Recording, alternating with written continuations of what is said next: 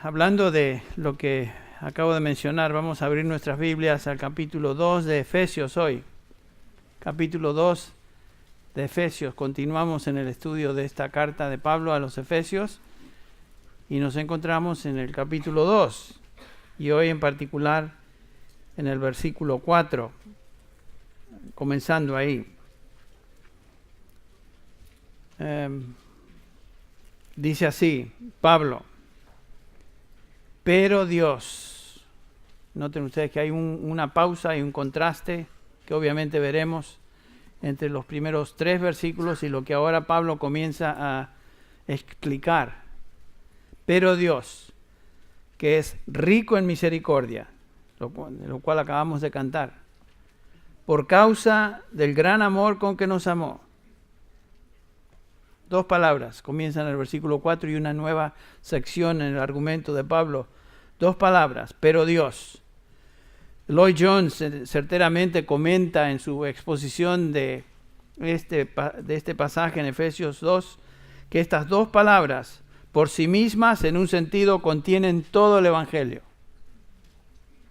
Lo que quiso decir es que estas palabras nos enseñan lo que Dios ha hecho cómo Él intervino en lo que era nuestra terrible condición espiritual que se describe en los versículos anteriores. Si ustedes recuerdan, daremos lectura a los versículos del 1 al 3. Ese es el contraste. Comienzan así. El original en griego comienza: a vosotros, que estabais muertos en vuestros delitos y pecados, en los cuales anduvisteis en otro tiempo, según la corriente de este mundo, conforme al príncipe de la potestad del aire, el espíritu que ahora opera en los hijos de desobediencia, entre los cuales también todos nosotros en otro tiempo vivíamos en las pasiones de nuestra carne, satisfaciendo los deseos de la carne y de la mente, y éramos por naturaleza hijos de ira, lo mismo que los demás. Primeros 3 versículos, Pablo nos habla de lo que éramos antes de que la gracia del Señor nos alcanzara, y aquí en los versículos del 4 en adelante nos habla de lo que somos ahora. La última vez vimos que estos versículos del 1 al 3 nos dan la descripción más exacta, más resumida de la condición caída del hombre fuera de la gracia de Dios. Esta es la condición de todo ser humano sin Cristo. Esta es la condición fue la condición de cada uno de nosotros antes de tener salvación en Cristo. Esto es lo que nos caracterizaba. Lo vimos, lo leímos. Muertos en pecados. Que vimos, quiere decir, total insensibilidad a las cosas de Dios. Siguiendo al diablo y la corriente de este mundo. Sí, seguíamos al diablo, no a Dios, sino al diablo. Y bajo la ira de Dios, nos dice ahí el pasaje. Dios tuvo que intervenir para sacarnos de esa condición de muerte espiritual en la que nos encontrábamos, porque nosotros no podíamos salir de ella. En primer lugar, ni nos dábamos cuenta, porque estábamos muertos espiritualmente. Y a menos que Dios interviniera en la vida de cada uno de aquellos que Él llama salvación, todos seguiríamos muertos. Y como dije, es la condición del mundo en su estado natural sin Cristo. Estábamos, como dijimos, físicamente vivos, pero muertos. The Walking Dead, ¿no? Muertos en nuestro espíritu. Éramos muertos caminantes. No es que estábamos totalmente inactivos, sin embargo, porque Pablo nos habla de nuestra actividad en estos versículos y nos dice que nuestra actividad consistía en satisfacer los deseos egoístas de nuestra carne. Seguíamos nuestras lujurias, corríamos en dirección opuesta a Dios y su voluntad. Nos deleitábamos en todo lo que es inicuo, en todas cosas que apetecían a nosotros y queríamos lograr nosotros. No teníamos ningún deseo de obedecer a Dios. Más nos dice Pablo en el capítulo 4, versículo 18, que estábamos excluidos de la vida de Dios. Es otra manera de decir que estábamos muertos. Estábamos muertos en delitos, en pecados, sin vida espiritual. No conocíamos a Dios. No teníamos una relación con Dios. Éramos, como vimos, seguidores del diablo, obedientes al diablo y los valores y los deseos perversos de este mundo. Claramente el Señor Jesús dijo, vosotros sois de vuestro padre el diablo, los deseos de vuestro padre queréis hacer. Esa era nuestra condición. La gente habla de que tiene libre albedrío, que tiene libertad de hacer lo que quería. No, no, señor y señora, hermanos y amigos, ninguno de nosotros teníamos libertad de hacer lo que queríamos. Éramos hijos del diablo y hacíamos lo que el diablo y el mundo nos mandaba hacer. Seguíamos la corriente de todo el mundo. Y aún peor, nos dice Pablo, no solamente eso, sino que estábamos bajo la ira, éramos objetos de la ira de Dios. Eso es lo peor. Y lo triste es que la gente no se da cuenta de esto, no sabe, no conoce. Por eso tenemos que predicar el Evangelio, pero esa es la condición de todo ser humano sin Cristo. Terrible. Pero Dios hizo algo. Por eso estas palabras son tan importantes. Esa frase, pero Dios. Él nos liberó de esa condición y pasamos de esa muerte, de esa condición de muerte espiritual a condición de vida espiritual. Ahora conocemos a Dios, tenemos una relación con Dios por medio de Jesucristo. Juan 17:3 nos dice, esta es la vida eterna, estas son las palabras de Jesús, que te conozcan a ti, oh Padre, y a aquel a quien tú has enviado. La única manera de tener vida es conocer a Dios por medio de su Hijo Jesucristo. Pero nuestra condición espiritual era una de muerte espiritual. Éramos como la condición de Lázaro, que se nos describe allá en el capítulo 11 de Juan, ustedes recuerdan. Lázaro estaba en esa tumba, muerto, y no podía levantarse hasta que el Señor lo llamó y le dio vida. Y Lázaro anduvo. Bueno, esa es una ilustración muy preciosa que nos enseña de nuestra condición espiritual. Éramos Lázaros y Lázaras espirituales. No podíamos caminar, espiritualmente hablando, no podíamos andar.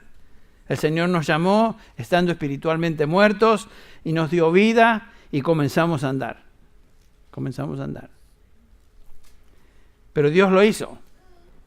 Él tuvo que hacer eso con Lázaro, Él tuvo que hacer eso con nosotros, porque de no ser así no podíamos salir de esa condición.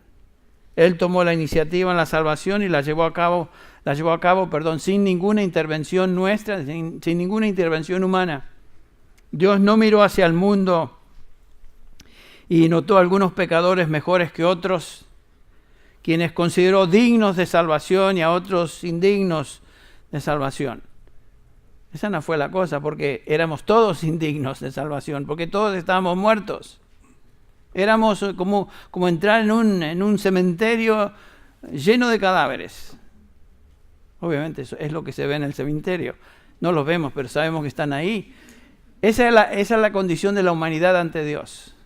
Un cementerio de cadáveres espirituales, que no tienen vida, ni pueden hacer nada acerca de esa situación, a menos que Dios intervenga y les dé vida. Les dé vida. Y nosotros estábamos ahí. Pensemos en eso. ¿Por qué amamos al Señor? ¿Por qué seguimos al Señor? ¿Por qué venimos a la iglesia? ¿Por qué cantamos? ¿Por qué nos agrada estar con otros hermanos? ¿Por qué los cambios que observamos? Es porque Él nos dio vida. No es que de repente se nos prendió la lamparita y decidimos ser buenos y buenas personas.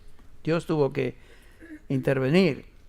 Éramos todos pecadores. Nos dice Pablo claramente en Romanos 3:21, por cuanto todos pecaron, todos, y están destituidos de la gloria de Dios. ¿De dónde viene esto?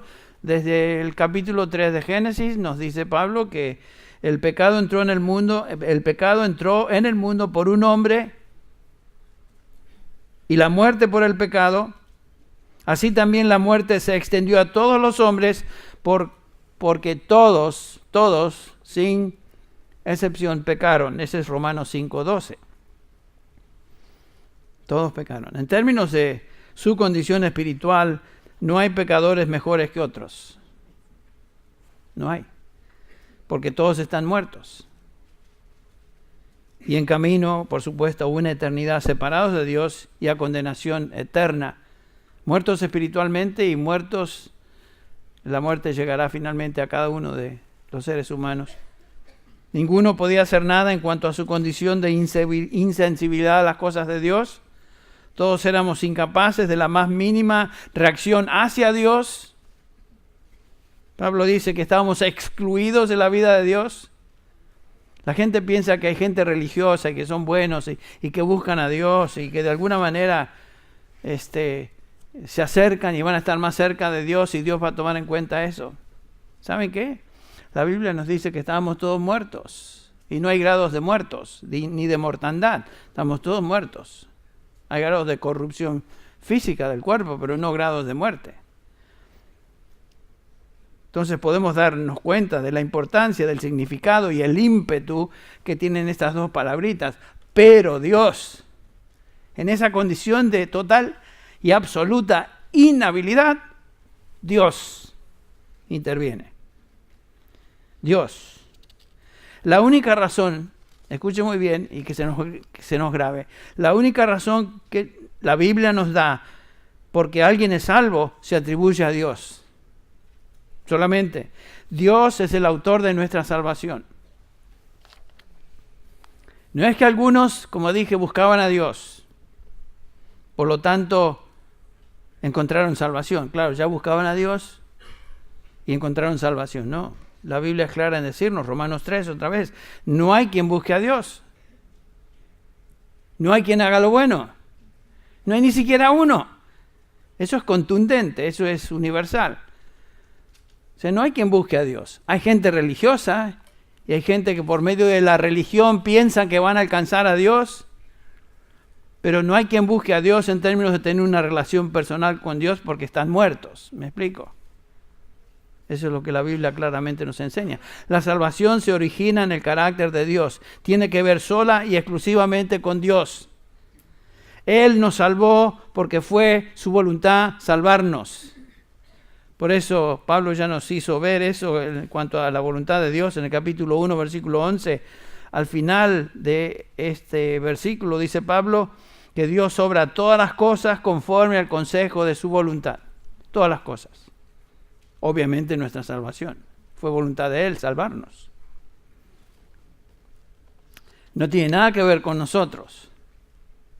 O alguna virtud personal que tengamos. Y esto es clave de entender, porque la gente, al mundo, los hombres, les cuesta aceptar la idea que la salvación es de Dios y Él no tiene nada que ver con eso. La salvación en toda la Escritura se atribuye a Dios, solo a Dios. Ahora, ¿qué motivó a Dios traer esa salvación y dar esa salvación? Bueno, Pablo nos dice en el versículo 4 que estamos considerando ahora, pero Dios que es rico en misericordia por causa del gran amor con que nos amó, y ahí comienza a hablarnos Pablo de lo que motivó a Dios salvarnos. No fue algo en nosotros, no fue algo que Él vio en nuestra vida, que le atrajo, dice, bueno, estos sí son buenas personas, estos sí tienen potencial, van a entrar al cielo. Me gusta este grupo. Están todos muertos. ¿Qué belleza tienen los muertos? Están todos muertos. No hay nada especial en un muerto, sino que proviene de Él. Dice, por su gran amor con que nos amó, por la misericordia. Y también Pablo utiliza esta palabra gracia tan importante, en 3 versículos, el 5, el 8 y el 9. El 5 y el 8. Cuando estábamos muertos en nuestros delitos y pecados, nos dio vida juntamente con Cristo. Por gracia habéis sido salvados. En el versículo 8 otra vez, por gracia habéis sido salvados por medio de la fe. Lo veremos eso más tarde. La razón que Dios nos salvó, que se nos da en la Escritura, por la cual Él nos salvó, reside en Él. Está fuera de nosotros. Es su misericordia, es su amor, es su gracia, es su bondad. Versículo 7 agrega esa palabrita también.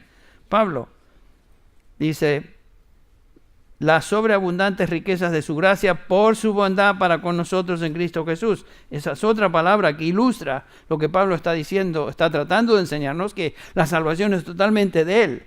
Depende del amor de Dios, depende de la misericordia de Dios, depende de la gracia de Dios y depende de la bondad de Dios. ¿Qué crédito te puedes dar tú ahí? En esencia, Dios nos salvó y esta es la razón, porque nos amó, tuvo misericordia de nosotros, extendió su gracia, la cual es un don inmerecido, lo sabemos. Desde el principio y continuamente Dios está predispuesto y extiende su bondad para con nosotros, los salvados. Aun cuando fracasamos, piensa eso. Aun cuando pecamos contra Él. Él continúa extendiendo su gracia y su bondad para con nosotros. Donde el pecado abunda, sobreabunda. La canción que escuchamos hace un ratito. Mis faltas son muchas, su gracia es mayor. Y Dios soberanamente, sin ninguna influencia externa, nos amó. Soberanamente lo hizo. ¿Qué quiere decir eso? Que Dios es soberano. Dios está por encima de todo, ¿no? No tiene nada que ver con aquellos que Él ama. Pablo dice que fue por causa de su gran amor con que nos amó, nos sacó de nuestra condición de muerte espiritual y nos dio vida. Y cuando hablamos del amor de Dios, tenemos que pensar en un amor divino, un amor infinito, un amor eterno, un amor perfecto, cosas que no nos caben en nuestra mente. Piensen, amor infinito, amor perfecto, del cual nos dice Pablo, nada ni nadie nos podrá separar. Romanos 8. ¿Por qué? Porque es el amor de Dios. Dice Jesús, nadie los arrebatará de mi mano. Y nadie los puede arrebatar de mi mano, y no solamente eso, sino que nadie los puede arrebatar de la mano de mi Padre. Y después agrega, mi Padre y yo somos ¿qué? Uno. Es por el amor de Dios. Ahora, algunos luchan con este concepto del amor soberano de Dios y se hacen ciertas preguntas. He conocido algunos, posiblemente te las has hecho tú también, ahora o antes, o todavía estás luchando con esto. La pregunta es algo así: ¿por qué Dios salva a algunos, ya que la salvación es de Él, depende totalmente de Él y no de nosotros? ¿Por qué es que Él salva a algunos y no a todos? ¿Por qué de una vez ya no salva a todos? Bueno, eso es una buena pregunta. ¿Por qué es que nuestra misericordia, muestra o demuestra misericordia a algunos y pasa por alto a otros? No es injusto que esto suceda, es la conclusión. Ese es el argumento. Bueno, ese es un argumento no nuevo, es un argumento que ya estaba en la Escritura. Pablo confronta ese argumento en Romanos capítulo 9, ustedes recuerdan. Voy a leer los versículos porque nos dan todo el argumento humanista de esto es injusto, esto es injusto.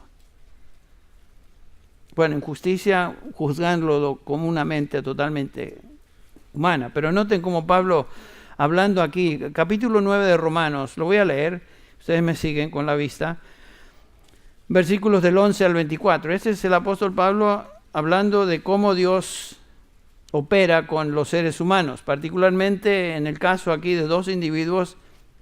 Aquí tenemos a Jacob y Esaú. Y cómo Dios escoge a uno y no escoge al otro. Esa es la manera que Dios opera.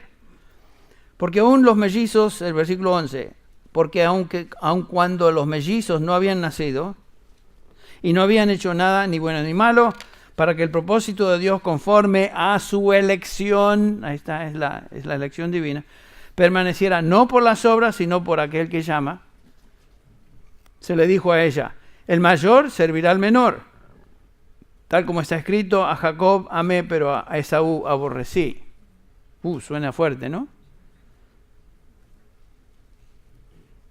Aborrecer no es odio de Dios. No existe la idea que Dios odiaba como nosotros odiamos. Aborrecer quiere decir aborrecer, no tener en cuenta y no tener en cuenta a Esaú como tuvo en cuenta a Jacob.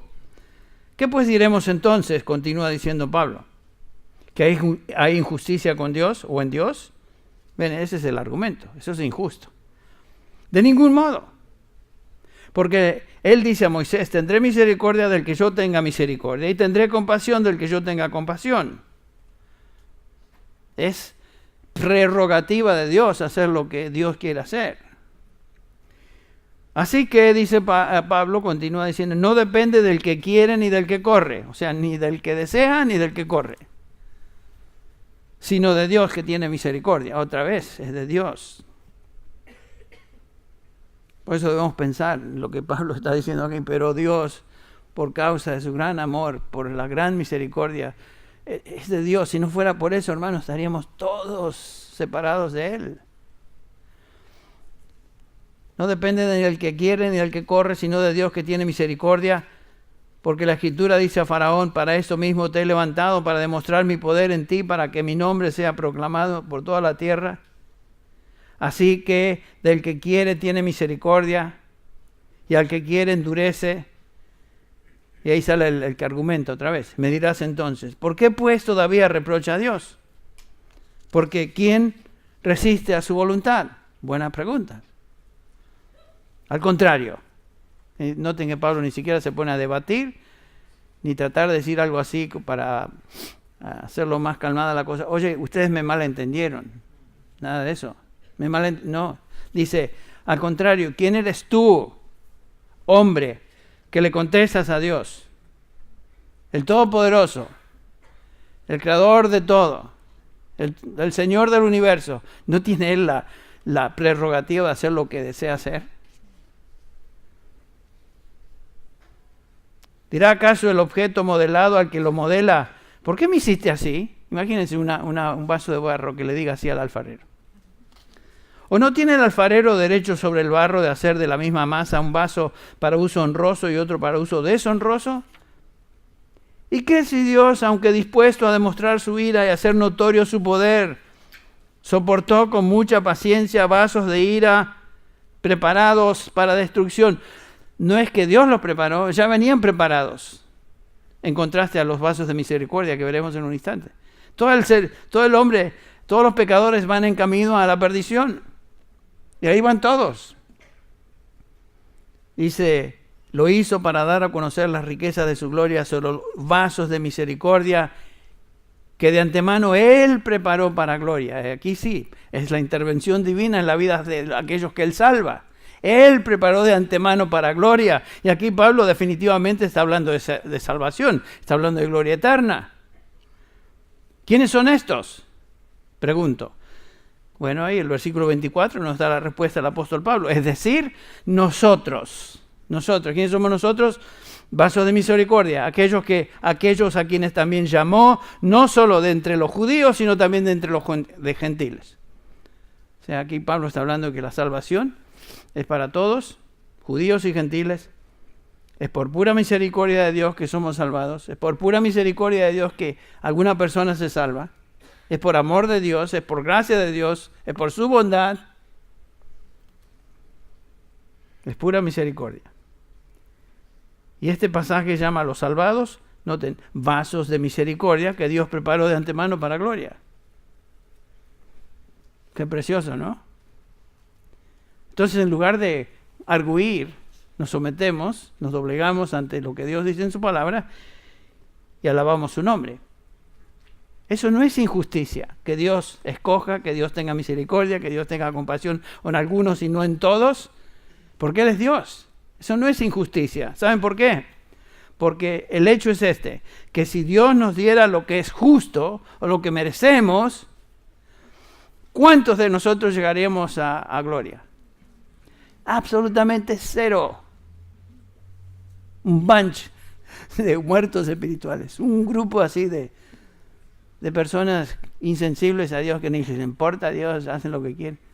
Si Dios no hubiera intervenido, nadie hubiera sido salvo.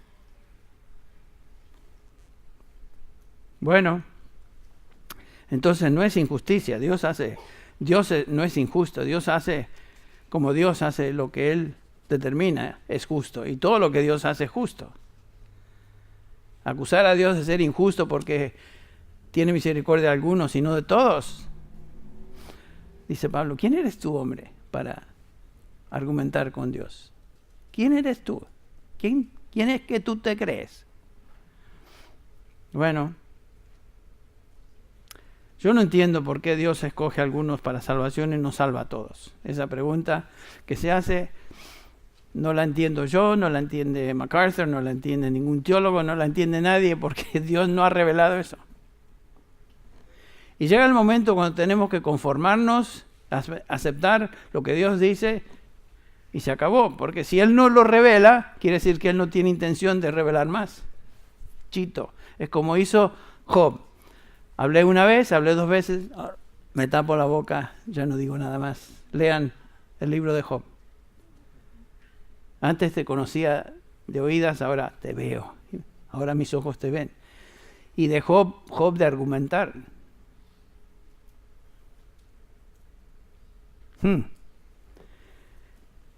Estábamos todos muertos y la paga del pecado es muerte. Muerte física, obviamente, y muerte espiritual. Ahí estábamos todos. Pero Dios. No existe una condición de muerte peor que otra. ¿No es cierto? Si estás muerto, estás muerto. Si estás muerto, se acabó. Punto. No hay grados de mortandad. Tú y yo estábamos ahí, muertos espiritualmente hablando. Pero Dios, en su rica misericordia, por causa de su gran amor, intervino a favor de aquellos que no merecíamos salvación y merecíamos lo opuesto. Eso es justicia. Rebeldes, guiados por nuestra propia voluntad, siguiendo al diablo. No nos importaba ser obedientes a Él, pecábamos a gusto. La gente habla de que tiene libre albedrío. El libre albedrío, como dicen en México, mangos. O si vamos a España dirían naranjas. Cambian la fruta, nada más. Pero el punto es que nadie tiene... El único libre albedrío que tú y yo teníamos antes de Cristo es qué tipo de pecado escogíamos. ¿Qué era nuestro favorito pecado? ¿Y a qué nos dedicábamos? Algunos es el orgullo. Algunos son pecados más, como algunos llaman, mortales. Porque no existe tal cosa. Todos los pecados son mortales. Algunos son pecados más groseros. El punto es que el pecado es pecado. Y la paga del pecado es muerte. ¿Qué es lo que un muerto más necesita? Dígame, ¿qué es? Que le den vida, ¿no? Claro, que le den vida, y bueno, eso es justamente lo que Dios hizo. Eso es lo que nos dice Pablo. ¿Qué hizo Dios para librarnos de nuestra condición espiritual, de muerte espiritual, en el pecado? Versículo 5. Aun cuando estábamos muertos en nuestros delitos y pecados, nos dio vida. Y noten esto, juntamente con Cristo, por gracia habéis sido salvados, con Él nos resucitó, con Él nos sentó en los lugares celestiales con Cristo Jesús. Entonces, noten eso, Dios nos dio vida juntamente con Cristo nos resucitó y juntamente con Cristo nos sentó en los lugares celestiales. 3 verbos usa Pablo para expresar esa relación de unión espiritual que el creyente tiene con Cristo. Porque no hay salvación fuera de Cristo. ¿No es cierto? Fuera de Cristo no hay salvación. Y la salvación es estar unidos a Cristo. Cuando tomamos estos 3 verbos, son 3 verbos en griego antecedidos por la preposición o la conjunción con, que inmediatamente nos indica, nos enseña la unión espiritual que existe entre el creyente y Cristo Jesús. Ser cristiano, haber sido salvado, quiere decir que como creyentes Dios nos ha incorporado, nos ha unido espiritualmente a Cristo y los resultados de su obra en la cruz. Hemos sido espiritualmente bautizados con Cristo, dice Pablo en Romanos 6, o sea, unidos a Cristo, en su muerte y en su resurrección. Obviamente esto tiene que referirse a una relación espiritual. Lo que fue realidad para Cristo físicamente hablando, nos enseña la Escritura que es realidad espiritual para cada uno de los creyentes. Cuando Cristo murió en la cruz, espiritualmente ahí estábamos. Cuando Cristo fue sepultado, espiritualmente ahí estábamos. Cuando Cristo resucitó, espiritualmente ahí estábamos. Por eso Pablo habla de esta manera. En Romanos 6, 3 al 4 dice, ¿o no sabéis que todos los que hemos sido bautizados en Cristo Jesús, hemos sido bautizados en su muerte? Por tanto, hemos sido sepultados con Él, otra vez con Él, por medio del bautismo para muerte. No está hablando aquí de bautismo de agua, está hablando aquí de un bautismo espiritual. El bautismo de agua no hace nada, no cambia a nadie. A fin de que como Cristo resucitó de entre los muertos por la gloria del Padre, así también nosotros andemos en vida nueva. Hemos muerto con Cristo, hemos resucitado con Cristo y andamos en vida nueva. Es una resurrección espiritual. Pablo enseña lo mismo en Gálatas 2:20. Con Cristo he sido crucificado, juntamente crucificado, y ya no soy yo el que vive, sino que Cristo vive en mí. Y la vida que ahora vivo en la carne, la vivo por fe en el Hijo de Dios. O sea, hemos resucitado a una esfera nueva de existencia, una esfera espiritual. Antes estábamos muertos, no entendíamos nada de las cosas del Espíritu. Y esta es una verdad, entre paréntesis, hermano, para cada cristiano, cada creyente, lo entienda o no lo entienda.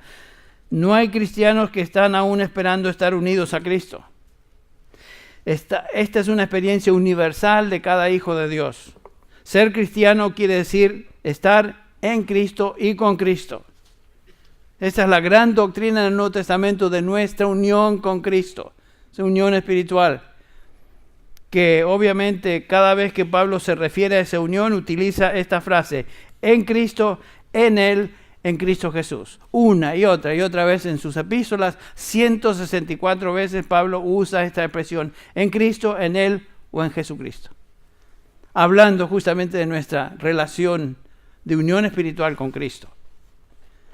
Obviamente estaba al frente de su manera de pensar de Pablo, toda su teología tenía que ver con nuestra relación con Cristo, nuestra unión con Cristo. ¿Qué quiere decir ser cristiano? Es estar en Cristo, estar unido a Cristo. El Señor Jesús también habló de esta íntima relación de Él con sus discípulos cuando nos enseña, por ejemplo, en Juan 15, yo soy la vid verdadera, ¿ustedes recuerdan? Yo soy la vid y mi Padre es el viñador. Todo pámpano que en mí no da fruto, lo quita. Y todo el que da fruto, lo poda para que dé más fruto. Vosotros ya estáis limpios por la palabra que os he hablado. Permaneced en mí y yo en vosotros. Como un pámpano no puede dar fruto por sí mismo si no permanece en la vid, así tampoco vosotros si no permanecéis en mí. Yo soy la vid, vosotros sois los pámpanos, el que permanece en mí y yo en él, ese da mucho fruto, porque separados de mí nada podéis hacer. Esa es la unión espiritual que gozamos con el Señor. No es una relación, no es una unión simplemente de dicho, es una unión espiritual real que existe entre el creyente y su Salvador, entre Cristo Jesús y aquellos que le pertenecen, así como la vid y los pámpanos, unidos. Es una unidad orgánica, una unidad viva, y en este caso una unidad espiritual. Esto es salvación. Es estar en Cristo, poseer la misma vida de Cristo. Es estar íntima y espiritualmente unido a Cristo. Es tener vida juntamente con Cristo. Es haber resucitado juntamente con Cristo. Es haber sido sentado en los lugares celestiales con Cristo, como Pablo nos describe acá. No hay salvación sin unión con Cristo. No hay salvación hasta que Dios interviene en nuestra vida y nos une a Cristo. Nos incorpora a Cristo. Él nos dio vida a nosotros cuando estábamos muertos. Y aquí comienza la salvación. La salvación comienza en nuestra experiencia, cuando Dios nos da vida. Y noten que Dios toma la iniciativa y nos vivifica de tal manera que podemos venir a Cristo y creer en Él para salvación. Y recordemos la palabra de Jesús, que no podemos venir a Él para salvación, porque se nos ocurre, porque se nos prende la lamparita o nos cae el 20 de repente. No, nadie puede venir a mí, dice Jesús, Juan 6:44, nadie puede venir a mí si no lo trae el Padre. ¿El Padre? ¿Cuál Padre? El Padre que me envió. Y yo lo resucitaré en el día final. Nadie puede venir a Cristo para salvación a menos que el Padre ya esté actuando y lo traiga a su Hijo. para que ponga su fe en su Hijo para salvación. Recordemos que los muertos no pueden reavivarse o revivirse a sí mismos. Están fritos, los muertos no pueden hacer nada. Si van a vivir, esa vida tiene que venir de afuera de ellos. Y eso es lo que ha hecho Dios. Eso es lo que ha hecho Dios. Otra vez pensemos en Lázaro, en la ilustración de Lázaro. Lázaro no pudo levantarse y andar hasta que Cristo le dio vida. Quiten la piedra. El Señor le habla a Lázaro. Levántate, y Lázaro se levantó. No es que vino hacia afuera y Jesús desde el fondo donde estaba, Lázaro, ven. Y Lázaro vino. Estaba muerto, no podía hacer nada. Dios lo hizo. El Señor lo hizo. En el área del espíritu, ninguno de nosotros tenemos la capacidad de responder espiritualmente hasta que Dios nos da vida. No podemos venir a Él y creer hasta que el Espíritu Santo nos da vida. ¿Por qué crees tú en Cristo Jesús? ¿Por qué crees tú en el Evangelio del Señor Jesucristo? ¿Por qué estás convencido? Porque tienes vida espiritual. Y esa vida espiritual la concedió el Señor. Esa es la obra del nuevo nacimiento que cada hijo de Dios recibe cuando Dios hace que pasemos de muerte a vida y nacemos del Espíritu, como dice Juan 3. Nacemos de arriba, nacemos de nuevo. Eso es lo que hace el Espíritu de Dios. Nos da vida. Y noten, en la ilustración de Cristo en cuanto al nuevo nacimiento, es obvio que ninguno de nosotros podíamos hacer nada en cuanto a nacer de nuevo. ¿Quién de ustedes nació solo? Porque nada, físicamente es imposible, espiritualmente también. Y esta obra del nuevo nacimiento, Dios la lleva a cabo. Dice que el Espíritu se mueve a donde uno no sabe. Capítulo 3 de Juan, versículo 8. Y Dios hace su obra soberanamente en la vida de aquellos que Él llama. Aquellos que estábamos aislados de Dios y de repente nos damos cuenta que ya las cosas de Dios nos interesan. Estamos conscientes de que Dios es nuestro Padre desde el momento que Él nos da un nuevo nacimiento. Ya no nos sentimos aislados de Él. Dios vive en nosotros por medio de su Espíritu. Las cosas cobran sentido. Entendemos que lo que antes no entendíamos. Amamos lo que Dios ama. Nos gozamos en leer la Biblia, orar, venir a la iglesia y estar con la familia de Dios. ¿Por qué? Porque de repente tuviste un cambio filosófico en cuanto a tu concepto de Dios. No. Es porque naciste de nuevo. Dios te dio vida. Y tú no hiciste nada al respecto, porque fue la obra soberana e independiente del Espíritu Santo en ti. ¿Qué ha pasado? Ahora tenemos vida en el Espíritu. Entonces, los versículos del 4 al 6 de este capítulo, Pablo enseña que ahora somos esto como resultado de la intervención de Dios en nuestra vida. Esto es lo que somos ahora, esa es nuestra nueva realidad. Estábamos muertos, pero ahora estamos vivos. Dios nos dio vida, nos resucitó y nos hizo sentar con Cristo en los lugares celestiales. Y Pablo se goza en repetir esto una y otra vez. Es tan precioso estudiar la palabra y familiarizarse y buscar, leerla una y otra vez y estudiar y de repente comienzas tú como hijo de Dios a entender, esto es cierto, esto es verdad. Y de repente comienzan cosas a brillar. Es como que el Espíritu Santo ilumina nuestra mente, nuestro corazón y comenzamos a ver cosas que hace unos años o hace unos meses no veíamos. Bueno, esa es la obra progresiva, continua del Espíritu Santo santificándonos, ayudándonos a madurar, a crecer. Gracias a Dios por eso.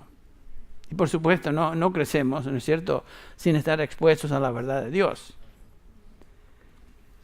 Tantas veces este testimonio ha sido cierto en nuestro medio, de hermanos que vienen y me dicen, yo era cristiano, yo iba a una iglesia, era cristiano, creí que era cristiano porque también yo me crié en un ambiente cristiano y tal vez venían con una experiencia de conocer a Cristo, pero totalmente infantiles en su conocimiento y entendimiento de las cosas de Dios.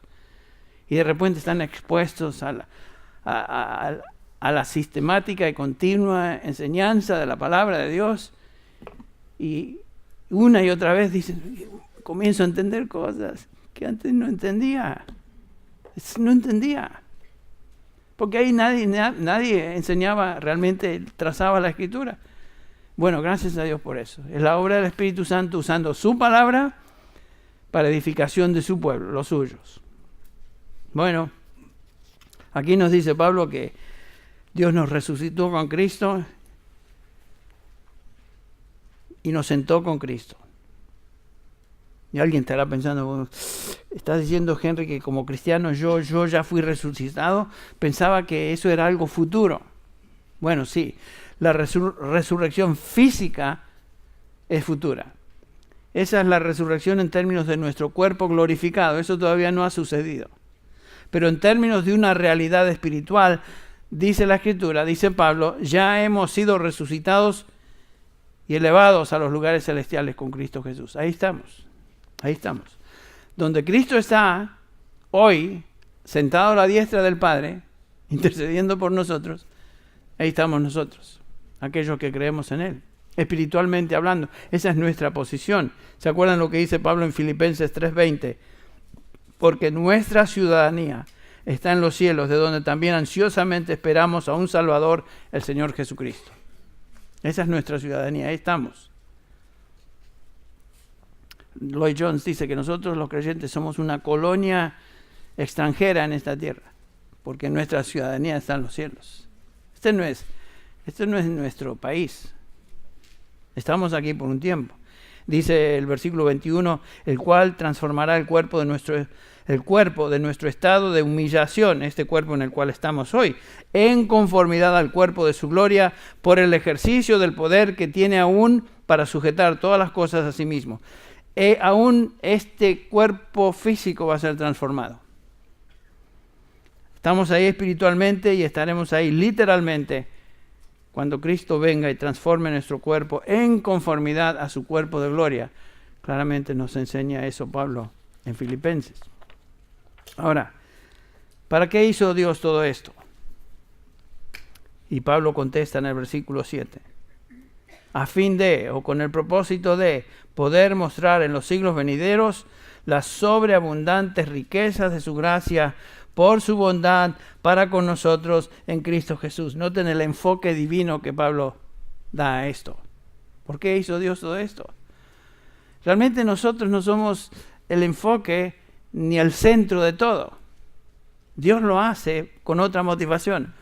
Cuando nosotros pensamos en la salvación, en la obra de Cristo en la cruz, casi automáticamente pensamos subjetivamente, pensamos en nosotros, pensamos en los beneficios que la salvación trae a nosotros e interpretamos todo desde un punto de vista humano. Pensamos en la salvación como si fuera todo que ver con nosotros y por nosotros, como si el único propósito en la salvación fuera el perdón de nuestros pecados. Gracias a Dios que en la salvación el Señor nos concedió el perdón de todos nuestros pecados. Pero Pablo va más allá de eso. Noten que claramente en este versículo 7 Pablo nos dice que lo primordial en la doctrina de salvación es lo que Dios ha hecho con el propósito de exaltar su gracia en los siglos venideros. Nos hace pensar que la salvación nunca se presenta en la Escritura como algo temporal. La salvación que Dios concede a los suyos es eterna, que comienza en nuestra experiencia desde el momento que Él nos llama salvación, por gracia, por medio de la fe, y continúa, dice Pablo, a través de los siglos, en la eternidad. Dios dio vida, nos resucitó, nos sentó en lugares celestiales con Cristo, a fin de mostrar en los siglos venideros las sobreabundantes riquezas de su gracia. ¡Wow! Por gracia hemos sido salvados, por gracia el Señor nos otorga dones, por gracia el Señor nos da habilidades para ministrar en el cuerpo de Cristo. Y a veces pensamos que, bueno, una vez que lleguemos a gloria, ¿qué pasa? La gracia sobreabundante, superabundante de Dios continúa. Su gracia no termina cuando lleguemos a su presencia, sino que Él continuará mostrando su gracia por los siglos de los siglos. ¡Wow! Eso es lo que el Señor hizo cuando hizo caer sobre nosotros su gracia sobreabundante, superabundante. Por eso Pablo dice que donde el pecado abundó, sobreabundó la gracia. Y todo fue por gracia. Sin embargo, hay un medio que el Señor utiliza y creo que vamos a comenzar ahora y terminaremos la próxima vez en esto. Este es un tema tan extenso que no podemos hacer justicia a estos pasajes en un par de minutos. Pero noten lo que dice Pablo en los versículos 8 y 9. ¿Qué medio utilizó el Señor para salvarnos? Por gracia habéis sido salvados por medio de la fe, y esto no de vosotros, pues es don de Dios. No por obras, para que nadie ¿qué? Se gloríe. Y aquí entramos en este pasaje crucial en todo el Nuevo Testamento en cuanto a la salvación. Hay dos pasajes que los creyentes conocen de memoria, en general, a través de las iglesias. Juan 3:16 y este. Porque de tal manera amó Dios al mundo que dio a su Hijo unigénito, para que todo aquel que en él crea no se pierda, mas tenga vida eterna. Y este. Son los favoritos de los creyentes alrededor del mundo. Por gracia sois haber sido salvados por medio de la fe. Y esto no de vosotros, pues es don de Dios, no por obras para que nadie se gloríe. Eso es precioso, saberlo y memorizarlo y repetirlo. Ahora, debemos entender bien lo que dice el apóstol aquí. Inmediatamente notamos aquí un contraste.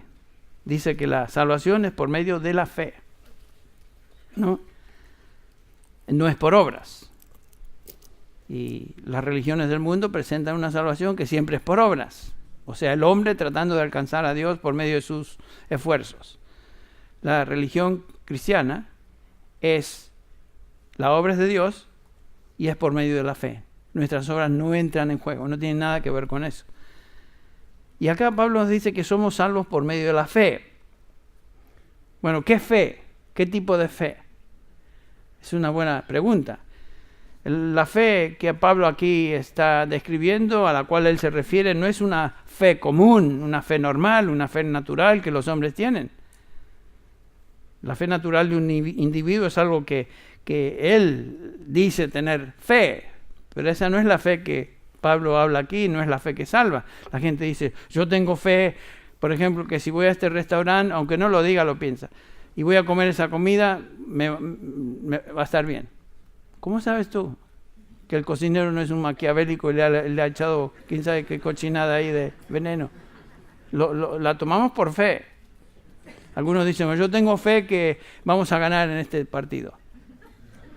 Así estaba yo el domingo pasado con River. Yo tengo fe que vamos a ganar este partido. Y ganamos. Pero esa fe no es la que habla el apóstol Pablo. Vos tenés cara fea porque sos de Boca. Es Marilina, es de Boca. Y también Rubén Pidal es de Boca. Hay 2 o 3 pobres personas alrededor nuestro que son de Boca. Bueno, pero ¿saben qué? Que yo diga tengo fe que River va a ganar o que lo piense. River no ganó por mi fe. Mi fe no tuvo nada que ver. Pero la gente se expresa de esa manera. Esta es una fe humana, no es segura. Se puede depender en ella. Esta es una fe que descansa solamente en recursos personales, naturales. La fe a la cual Pablo se refiere acá es una fe sobrenatural que Dios otorga. Es producida por el Espíritu de Dios. No se basa en recursos humanos. Es contraria a la naturaleza o inclinación humana. Una fe sobrenatural que confía y cree en el Evangelio de Jesucristo es algo que es imposible para el hombre en su estado natural producir. ¿Por qué? Regresemos a cómo comenzamos. Porque está muerto, está espiritualmente muerto. ¿Qué tipo de fe tiene un muerto? Díganme. Ninguna, correcto, han prestado atención. Noten lo que dice Pablo en 1 Corintios 2:14. El hombre natural, o sea, el hombre fuera del Señor, fuera de Cristo, el hombre natural no acepta las cosas del Espíritu, el Espíritu de Dios, perdón, porque para él son necedad y no las puede entender porque se disciernen ¿cómo? Espiritualmente. O sea, si para entender a Dios tenemos que tener el Espíritu Santo de Dios para discernir y entender, entonces Dios tiene que intervenir aún dándonos el poder, la capacidad para creer, que es justamente lo que Pablo dice, mire, por gracia sois salvos por medio de la fe, y esto no de vosotros. Esto no de vosotros. Ahora, esto se refiere, es un neutral en griego, lo mismo en el castellano. No se refiere a la fe en sí, sino a todo el paquete. Por gracia sois salvos por medio de la fe. Y esto, todo esto, no es de vosotros. Todo es de Dios. La salvación por gracia, por medio del acto de fe, todo es de Dios. Todo es de Dios. La salvación es un don inmerecido de Dios, así como la capacidad para creer en el Evangelio es un don inmerecido de Dios. Cuando tú viniste a salvación y pusiste tu fe en Cristo Jesús, no fue porque vino de tu impulso natural a hacerlo. Si has sido salvado por medio de la fe, todo eso fue de Dios. Filipenses 1:29 nos dice algo similar. El Señor, hablando del creer, nos dice en Filipenses 1:29, Pablo hablando, porque a vosotros se os ha concedido por amor de Cristo no solo creer en Él, sino también sufrir por Él. Y noten que el creer en Jesucristo, así como el sufrir por Jesucristo, es algo que Dios nos ha concedido. O sea, no lo buscamos.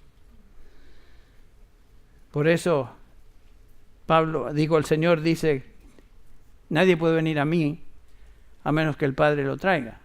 Nadie viene porque de repente se inclina a creer. Si alguien viene a Cristo y pone su fe en Él, es porque el Padre lo trajo a Cristo. Y esa habilidad y capacidad de creer es parte de este gran movimiento de la salvación. Venir a Cristo y creer en Él para salvación es algo que Dios Padre concede, no es el resultado de ningún impulso nacido en alguien, dependiendo de su propia naturaleza, de su propia inteligencia, de su propia habilidad o virtud personal, nada de eso. Entonces la salvación, dice Pablo, es por pura gracia, solo por el medio de la fe. Y Pablo agrega, en contraste, no por obras, para que nadie se gloríe. O sea, las obras no tienen nada que ver con nuestra salvación. Las obras no pueden traer salvación. Ningún esfuerzo humano puede causar que Dios nos salve. La salvación es por gracia, solamente por medio de la fe, solamente y solamente en Cristo. ¿Qué evangelio? Bueno, en los versículos que siguen, Pablo nos va a seguir hablando acerca de las obras y la relación que nosotros como cristianos tenemos con las obras. No somos sin obras, somos salvos sin obras para que nadie se gloríe. Pero Pablo continúa diciendo que fuimos salvados para hacer buenas obras, las cuales Dios mismo preparó de antemano para que anduviésemos en ellas. Aún las buenas obras que hagamos, no podemos darnos el crédito de ellas porque Dios es el que está causando en nosotros tanto el querer como el hacer buenas obras. Bueno, vamos a continuar con este tema, no el próximo domingo porque hablaremos del nacimiento de Jesús, el próximo domingo, tema muy especial para Navidad, pero continuaremos con este pasaje en los domingos que siguen. Yo estoy muy animado y es un gozo repasar y pensar y meditar en estas verdades que Dios ha revelado en su palabra. Vamos a orar para terminar esta mañana. Padre Celestial, te damos gracias por tu salvación. Te damos gracias, Señor, porque esta salvación no depende de nosotros, es obra tuya de un principio al fin. Y aún, Señor, cuando vinimos a ti en fe, si no hubiera sido por tu intervención a través de tu Espíritu, nunca hubiéramos podido recibir el Evangelio o entender el Evangelio. Gracias, Señor, por esta verdad. Señor, que esta verdad, que cobremos conciencia de esta verdad. Señor, ayúdanos a entender. Y Señor, al pensar en estas cosas, llévanos con bien a nuestras casas, a nuestros hogares, donde vayamos. Y continúa, Señor, trabajando en nosotros, ayudándonos a tener más y más discernimiento y crecimiento espiritual en nuestra vida en relación con Cristo. En su nombre pedimos estas cosas. Amén.